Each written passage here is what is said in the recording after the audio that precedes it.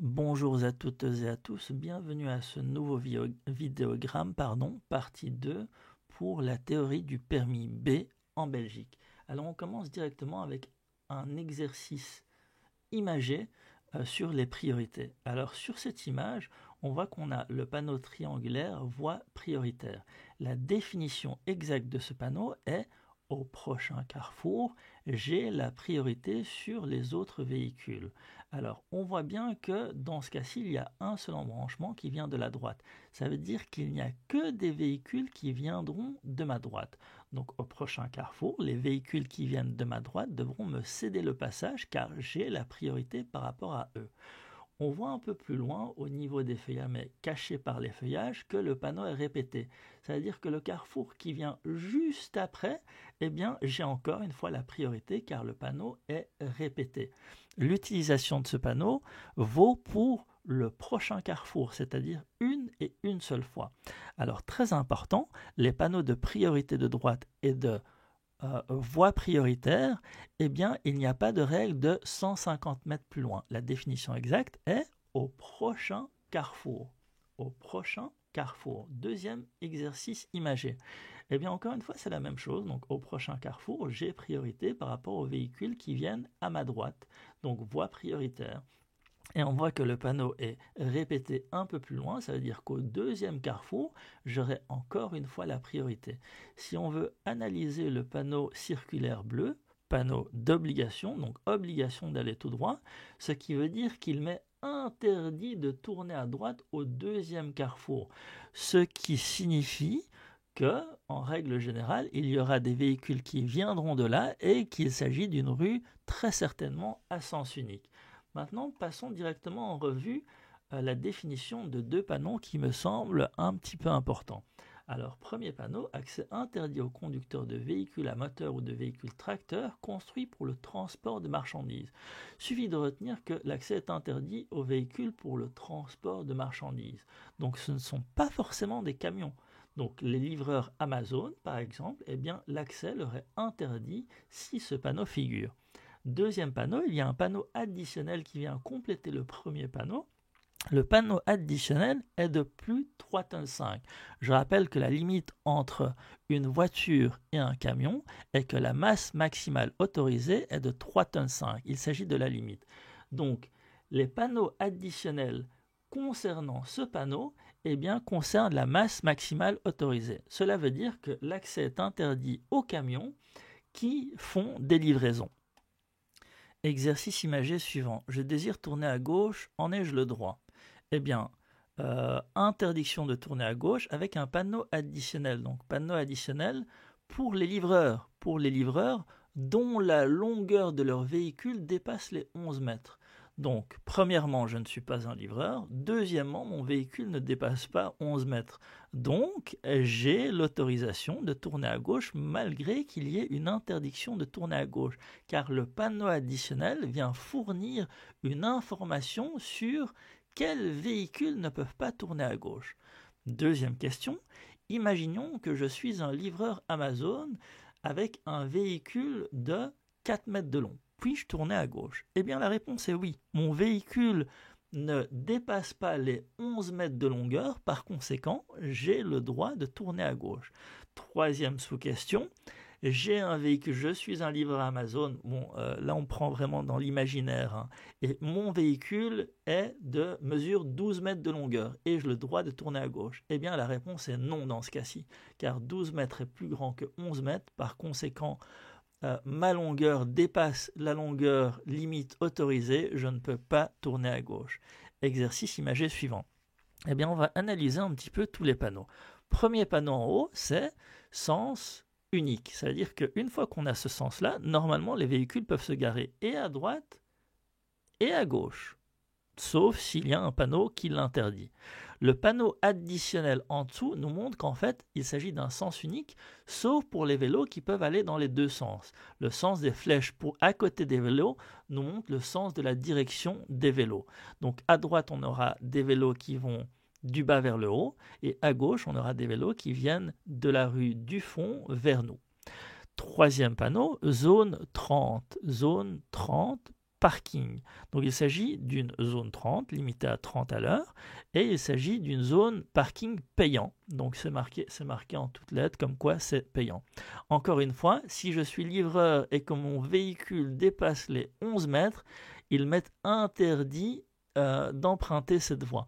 Et panneau additionnel qui vient compléter cette interdiction, excepté circulation locale. Donc si je suis livreur, que mon véhicule mesure plus de 11 mètres, mais que je dois desservir donc une livraison dans cette rue, eh bien je suis exceptionnellement autorisé à emprunter cette rue, car il y a le panneau additionnel, excepté circulation locale, qui vient apporter une exception sur le panneau d'interdiction. Alors, petit rappel, MMA, masse maximale autorisée, il s'agit de la masse que le véhicule ne peut en aucun cas excéder.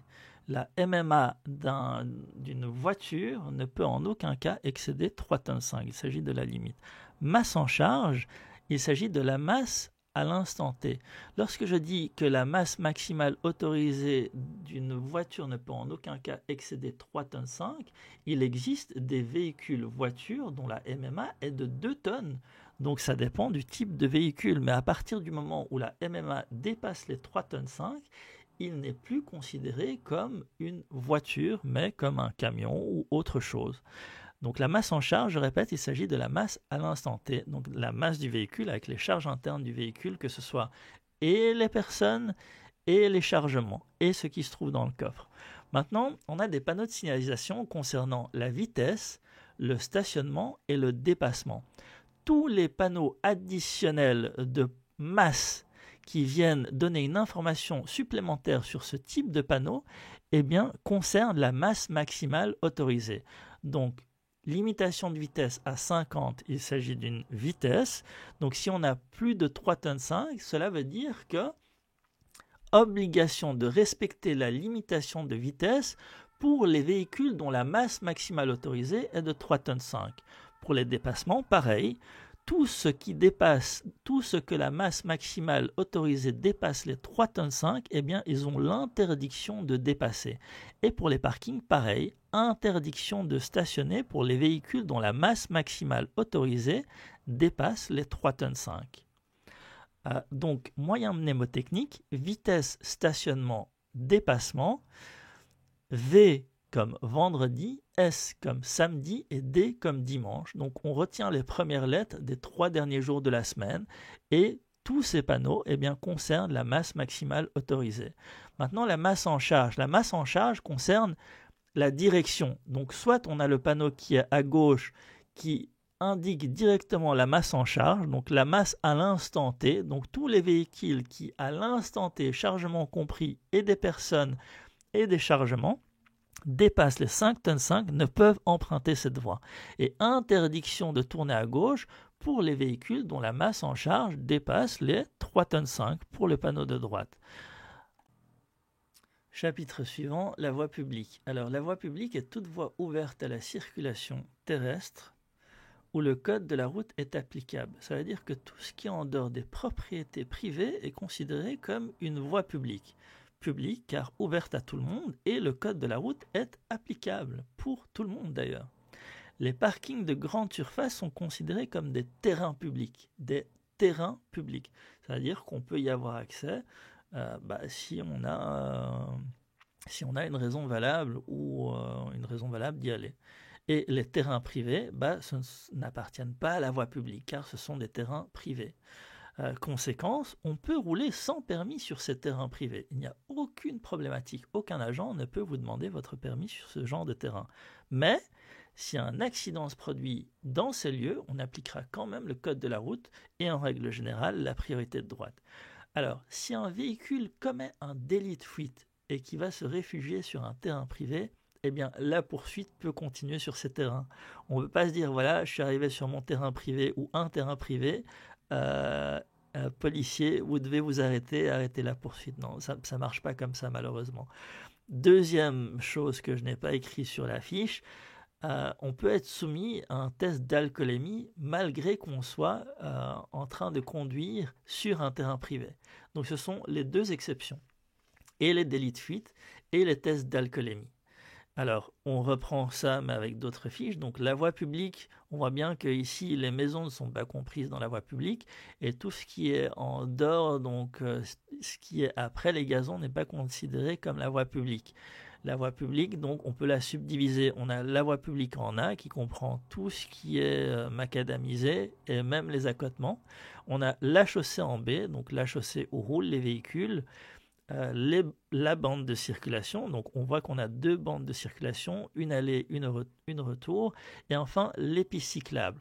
On a aussi les passages pour piétons, les passages piétonniers, les trottoirs, les accotements qui font partie de la voie publique. Ça, il n'y a aucune problématique par rapport à ça. Donc les terrains publics, on a les stations-service par exemple, les parkings de restaurants, et le code de la route est donc d'application dans ce cas-ci. Donc, en règle générale, c'est la priorité de droite. Et enfin, les terrains privés, on doit avoir la permission d'y accéder, comme les parkings d'une entreprise privée, les cours intérieurs d'immeubles, et ainsi de suite. Encore une fois, j'ai le droit de rouler sur ces terrains privés sans permis.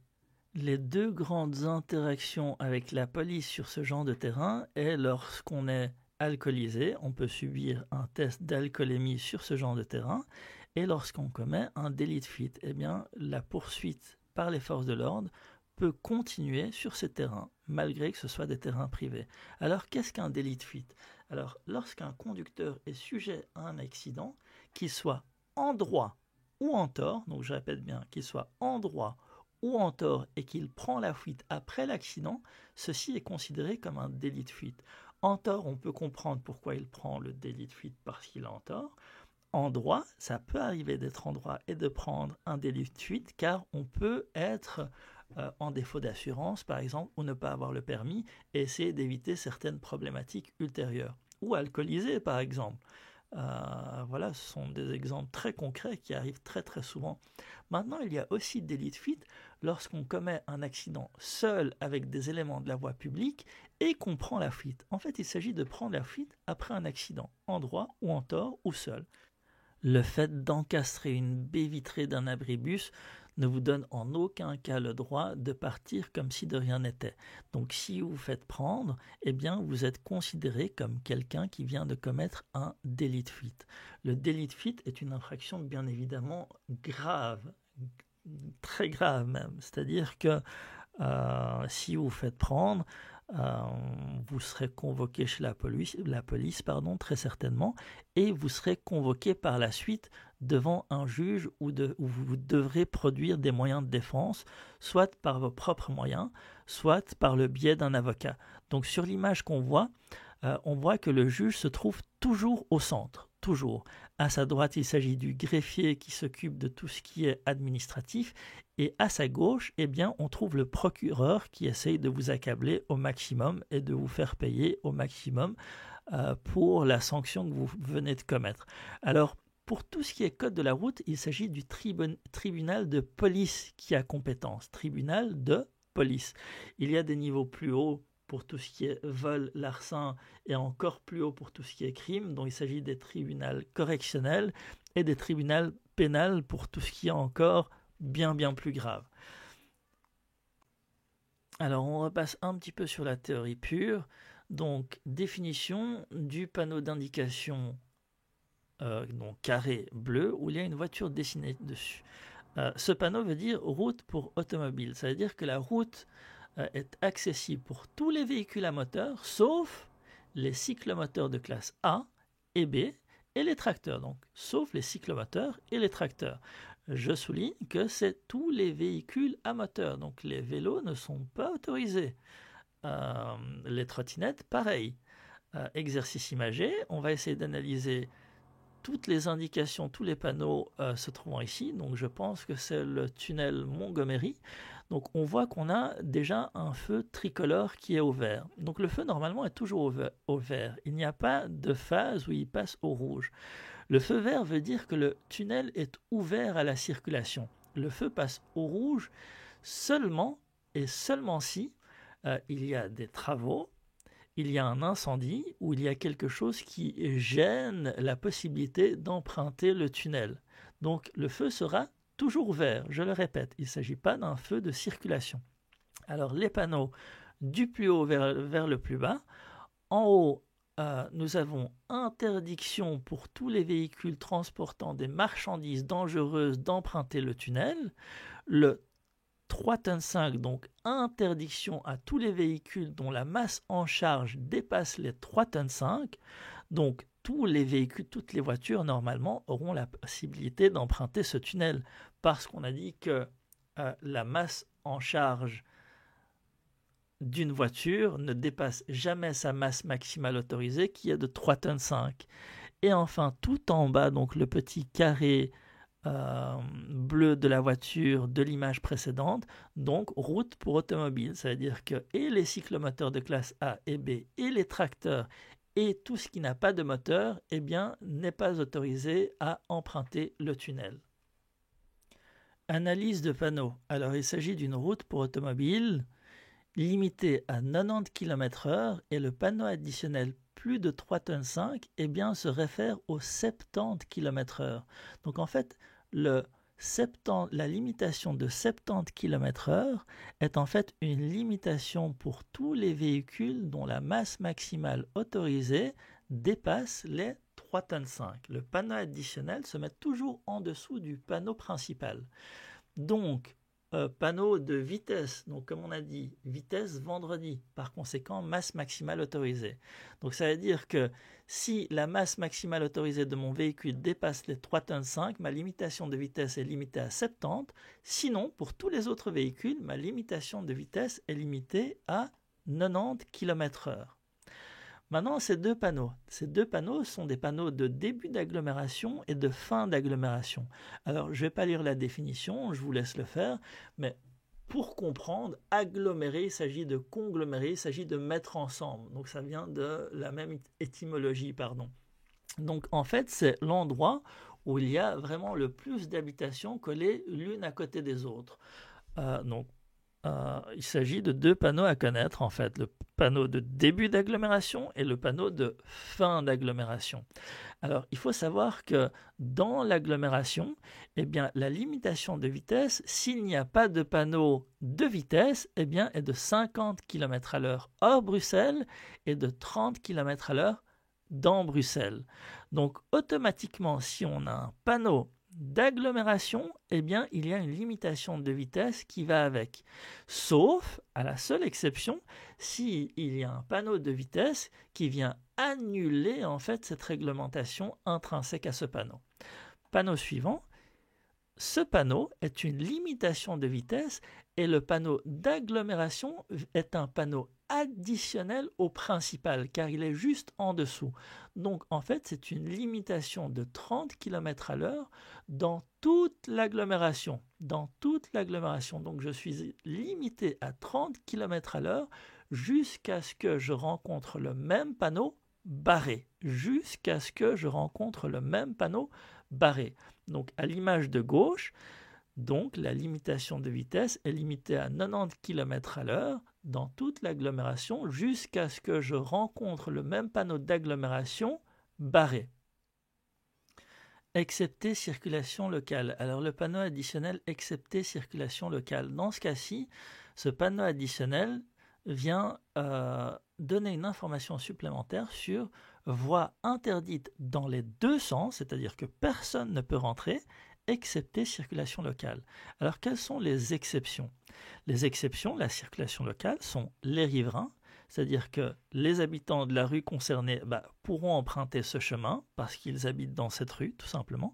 Les personnes rendant visite aux personnes de la rue concernée, donc imaginons que j'ai un ami qui habite dans cette rue, eh bien, ce panneau ne me concerne pas car je suis considéré comme circulation locale. Les livreurs, les cavaliers et les cyclistes, les véhicules prioritaires comme la police et les ambulances, ça va de soi, et les véhicules d'entretien, donc les véhicules d'entretien d'égout, les véhicules qui nettoient la rue, eh bien, ne sont pas concernés par ce panneau, car ils font partie de l'exception, tout simplement. Alors maintenant, les véhicules prioritaires. Les véhicules sont prioritaires si les lumières bleues, les gyrophares sont allumés, mais il y a une deuxième condition, c'est qu'il faut aussi que l'avertisseur sonore soit allumé.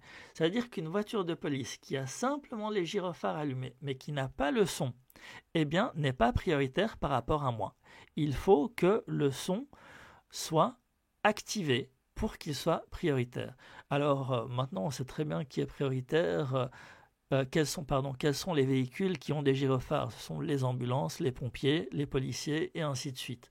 Donc les deux conditions, je répète, c'est qu'il y ait la lumière et le son, les deux à la fois, obligatoirement. Qui doit respecter le code de la route? Alors tout le monde doit respecter le code de la route, sauf une exception, les trams, qui ont leur propre code personnel à eux. Donc le conducteur d'un véhicule doit respecter le code de la route, ça va sans dire. Le passager doit mettre sa ceinture de sécurité, donc il doit respecter le code de la route. Le cycliste qui doit respecter les feux de signalisation, par exemple, je donne des exemples. À chaque différenciation d'être humain, je donne un exemple bien précis. Et les piétons aussi doivent respecter le code de la route, ils doivent respecter les feux de signalisation, par exemple. Je répète, le tram est le seul qui n'a pas à respecter le code de la route. Il a son propre code de conduite. Il doit seulement respecter 3 choses. Les feux de circulation, respecter les injonctions des agents qualifiés. Donc lorsqu'il y a un policier qui donne une injonction, il doit respecter cette injonction et il doit céder le passage aux véhicules prioritaires.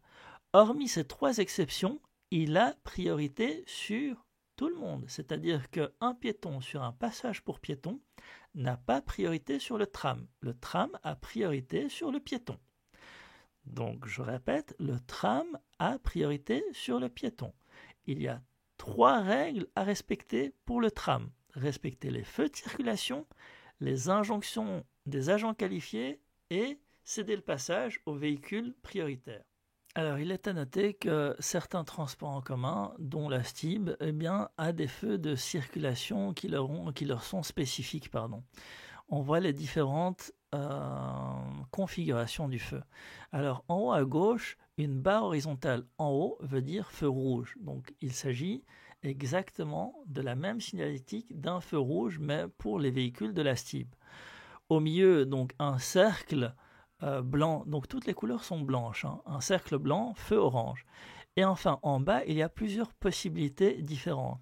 La première possibilité est d'avoir une ligne verticale du bas vers le haut. En fait, ça indique le sens dans lequel le véhicule a la possibilité d'aller. Donc il s'agit d'un feu vert fléché vers tout droit pour l'image d'en haut à gauche, pour le feu qui se trouve tout en bas. Donc si maintenant on a, j'ai repris les petites flèches en fait indiquant la direction qui est possible de suivre. Lorsqu'on a un triangle qui se trouve donc au 3e niveau tout en bas, ça veut dire que le véhicule a le droit de soit aller à gauche, soit aller à droite, soit aller tout droit. Il peut aller dans n'importe laquelle des directions. Lorsqu'il s'agit d'une barre verticale du bas vers le haut, ça veut dire qu'il peut simplement aller tout droit. D'une barre oblique du bas vers le droit, en haut vers la gauche, ça veut dire qu'il peut simplement suivre la direction indiquée. Et pareillement pour du bas vers le gauche, vers le haut vers la droite. Donc en fait, ça donne la direction dans laquelle le véhicule peut se diriger. Donc en haut, ça ne change pas, au milieu, ça ne change pas, et en bas, ça peut changer. Donc ils sont à connaître malheureusement, et on va voir ça sur l'image suivante, le pourquoi. Alors imaginons que mon véhicule se retrouve sur le carré rouge que j'ai dessiné. Alors il s'agit d'une bande de bus, il s'agit déjà d'une infraction, donc on n'a pas le droit. Il est à noter que le feu, il y a 2 feux distincts. Un feu pour les véhicules du code de la route de la voie publique, c'est-à-dire monsieur tout le monde. Donc le feu rouge en haut, orange au milieu et vert en bas. Et enfin, on a un feu des véhicules de la STIB, c'est-à-dire en haut une barre horizontale qui correspond au feu rouge, un cercle au milieu qui correspond au feu orange, et enfin en bas, on a un triangle ou une barre horizontale, je ne sais dire. Lorsqu'on est sur une bande de bus, même si on est en infraction, on doit suivre la signalétique des feux de signalisation de la STIB, c'est-à-dire que dans ce cas-ci, ce sont les feux à gauche qu'on doit suivre. Et il n'y a pas de grande différence car ils s'allument à peu près en même temps dans ce cas-ci, mais dans certains cas, il y a une différence. Donc voilà pourquoi il faut connaître absolument ces feux. La deuxième grande raison pourquoi il faut les connaître, et la plus importante, est de manière préventive, savoir quand le bus va démarrer ou quand le tram va-t-il démarrer. Il faut connaître ses feux de signalisation à lui pour savoir et pouvoir anticiper ce qui va se passer par la suite. Voilà, ceci clôt la partie numéro 2 de la théorie et je vous dis à très bientôt. N'oubliez pas de liker et de vous abonner si le contenu vous a plu. À bientôt pour la partie numéro 3.